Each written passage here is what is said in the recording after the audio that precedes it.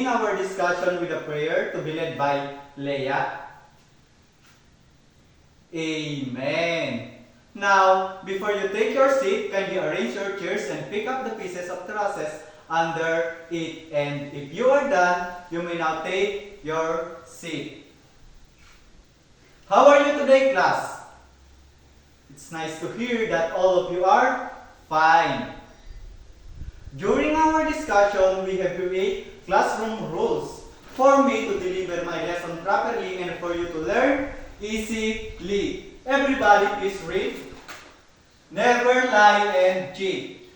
Obey the teacher. Use kind words. Never hurt anyone. And stay focused. Can we follow it, class? Very good. May I know who is absent for today? It's nice to hear that nobody is absent. Yesterday, what was our previous topic? Yes, Melanie? Very good. Our previous topic is all about verbs. And what is verb, Randy? Very good. A verb is an action word. Give me an example of action words. Yes, Hazel. Swimming, dancing, and cooking are examples of action words. It seems that you really mastered our previous topic. Now, let's proceed on to our new topic for today. But before that, let's have an activity. Ang gagawin ninyo is sasabihin kung ang ipapakita kong salita ay tumutukoy sa place, thing, animal, or person. Understand, class? Are you ready? Now, let's begin. Paper, pencil, and pen are examples of what? Those are the example of thing. Very good. Next. The cat, dog, and cow are examples of animals. Very good. Those are the examples of animals, the cat, dog, and cow. The last one is the Mapnat, Kulasi, and Bikobian are examples of what? Very good. These are the examples of place. This activity is connected to our new lesson for today. But before that, do you have any idea about our new lesson for today? Yes, Rhea. Very nice idea. Nouns is connected to our new lesson for today. But in this topic, we were going to discuss about the common noun and proper noun. But before we begin, let's define for what is noun. A noun is used to name place, thing, animals, and person. Understand, class? Very good. Now, let's proceed on to the two main types of noun, the common noun and the proper noun. Everybody please read the definition of common noun. The general naming for place, thing, animals, and person. Understand, class? Ang ibig sabihin ng common noun ay yung buong katawagan sa isang bagay without the specific naming of it. Halimbawa, sa place, tinawag natin yung isang lugar, halimbawa, country, hindi niya tinutukoy kung anong country iyon. Next is the proper noun. Everybody please read. The specific naming for place, thing, animals, and person. Understand, class? Ibig sabihin, ang proper noun, ito naman yung specific name for that certain place, thing, animal, or a person. Halimbawa, yung sinabi natin kanina sa common noun na country. Yung country na yun is, halimbawa, tinutukoy niya sa country yun, yung Philippines. Yun po ang tinatawag na proper noun po ng isang country. And remember, class, that yung proper noun is always begin with capital letters, especially for naming for people and place. If you notice, halimbawa yung mga pangalan natin, di ba? Lagi silang nagsisimula or Talagang nagsisimula sa big letter po ang ating mga pangalan. Maliwanag ba class ang pagkakaiba ng common noun and proper noun? Now, let's proceed to the example of proper noun and common noun. Here are the categories of nouns: the place, person, animal, and thing. Yung halimbawa ng common noun is country, and then halimbawa yung proper noun naman niya is China.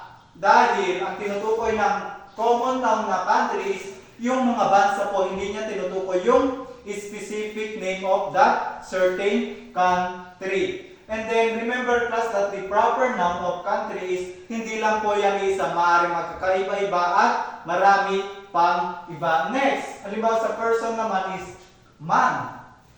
And then man yung kanyang common noun, and then the proper noun niya is Danilo. Halimbawa sa man, ang tinutukoy ng man dito is yung mga your lalaki. Halimbawa yung specific name niya is Danilo.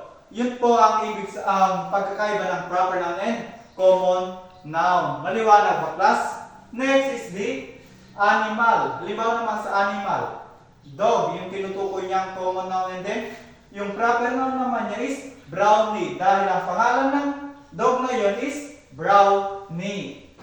Next is the thing naman po tayo. Thing. Example of common noun is phone, and then the proper noun is Vivo. Diba may iba't iba naman tayong mga phone, and then yung pangalan ng mga phone na yun is tinatawag nating proper noun. Halimbawa ng mga names ng cellphone or phone is Redmi, Oppo, iPhone, ganyan po yung mga example ng proper noun for phone po. Maliwanag ba class? Is there any question regarding to the difference between common noun and proper noun? Very good. To see if you really understand our discussion for today, let's have an activity. Ang gagawin ninyo is maglista kayo ng mga anything na nakikita ninyo sa loob at labas ng paaralan na mayroong common noun and proper noun. Maliwanag ba class? Bibigyan ko lamang kayo ng 5 minuto para maggawa ng inyong aktibidad. Understand class? You may now start. Are you done class? Pass your papers forward and I'll be the one to check it. What was our new lesson for today talks about class? Yes, Marjorie. Yes, very good. Our new lesson for today talks about the proper and common noun of place, things, animals, and person. And what is common noun? Yes, Alfredo. Very good. It is a general naming for thing, place, animal, and person. Next, what is proper noun? Talks about Hazel. Very good. Proper noun is a specific naming for a person, thing, animal, and person. Now, can you give an example of common noun with each proper noun? Yes, Aika. Very good. Thing, yung in-example ni Jamaica, which is yung shoes, and then ang kanyang common noun is shoes, and then the proper noun is the Adidas. Very good. What else? Who can give an example of common noun with each proper noun? Yes, Joanne. Very good. Ang example ni John ay cat. Yun yung kanyang common noun, and then the proper noun is Monica. Monica yung pangalan ng kanyang cat. Very good, Joanne. Next, ano naman kaya ang kalagan ng pag-aaral natin tungkol sa common noun and proper noun? Yes, Melanie. Very good. Para malaman natin kung ano ang itatawag natin or yung proper noun or yung specific naming for anything. For example, in a place, animals, person, and thing. Very good. It seems that you've really mastered our new lesson for today. Now, let's have another activity. Ang gagawin ninyo is, for the task 1, give the proper noun of the following words. Halimbawa is shoes, woman, cat, and city. Maliwanag ba, class? Ulitin ko. Ang gagawin ninyo is, ibibigay ang proper noun po ng shoes.